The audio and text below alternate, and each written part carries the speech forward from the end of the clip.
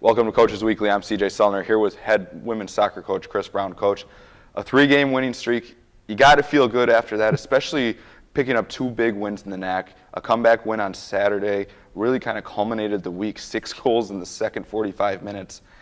The team's clicking.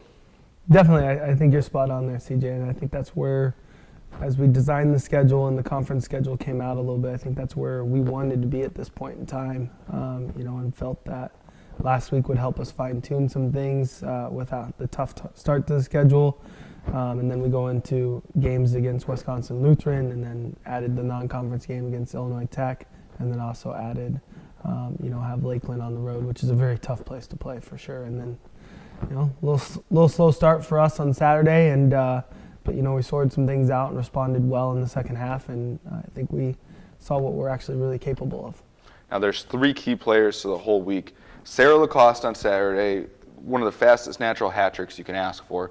Natalie Weinhold was able to get in the scoring column, add in some assists, and Alicia Johnson gets in the scoring, adds in 3 assists. The scoring's coming from all over, and there was even more people that aren't mentioned from the Saturday afternoon.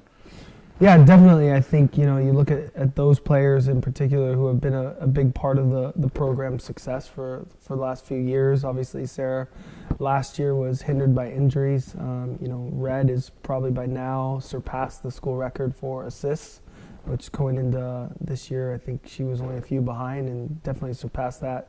And then Natalie's been a big part of that middle of the yard since her freshman year. And so it's exciting to see it all kind of click together in the stretch of October. And then you add some of the younger kids, like Ka had a fantastic 2-goal performance on Thursday night. And, it's nice to see the balance come from a lot of different places. And I think when you also have that and you have the capability of players scoring, different players scoring often, it keeps the competition level high.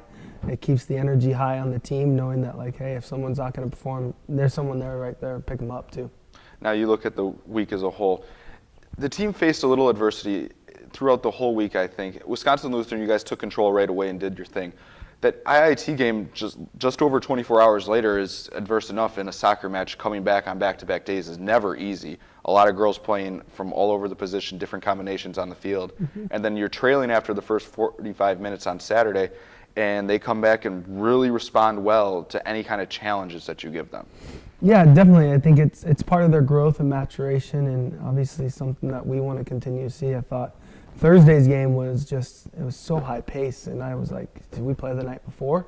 Because just less than a little bit over 24 hours, we had another match, and but I really liked the way we played that game. I thought that really helped us. It was more at the speed we like to play, and we continue to talk about setting our tempo, setting our rhythm, and we did that well on Thursday night. And then again Saturday, it wasn't that we were bad or anything. It was just things weren't falling for us in the first half. We were a little bit panicky in the final thirds, and we seemed to calm that down in the second half, and things just kind of opened up for us.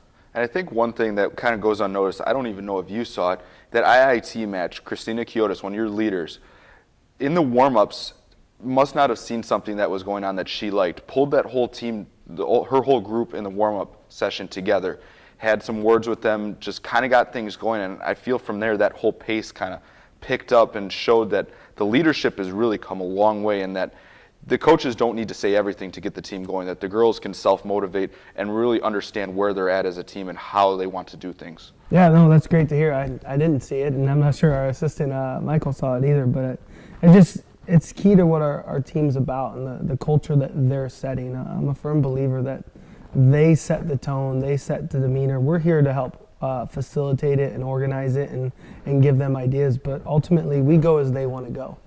So the more committed and driven they are and the more accountable they are to themselves and each other, the better off we're going to be in the long run. And I think that's where you get some of those responses or those players, and whether it's TT in that instance or a Natalie or a Sarah or a Kayla Crayer or any of them, they can look at each other and just say, hey, we got to sort this out, we got to pick it up, and things will get sorted out pretty quickly.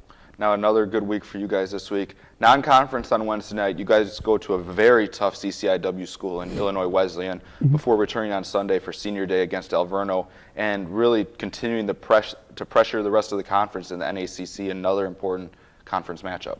Yeah, I think we start Wednesday with a very good challenge. You know, Illinois Wesleyan 2 years ago was in the Final Four. They were in the NCAA tournament last year. They're currently sitting on top of the CCIW at 3-0 right now with a tough start to their schedule, but they played a national schedule this year to help them. So they're starting to click right now. So it'll definitely be a good test to us and kind of help us, you know, see what that next level is like and get us sorted out for what's going to come in the next couple of weeks and see that, and then turn around on Sunday, senior day. You know, obviously it's going to be an emotional day anyways for our players, the 8 that are finishing their careers here and moving on to bigger and better things in the world. But I think it's another opportunity to get 3 points and another opportunity to get one step closer to where we want to go in a couple weeks. We look forward to seeing you guys back out on the pitch. Cougars on the road on Wednesday night at Illinois Wesleyan, and they return home to Concordia Stadium on Sunday afternoon. You can find all the links at cucougars.com. For head coach Chris Brown, I'm CJ Sellner. Thank you for watching Coaches Weekly.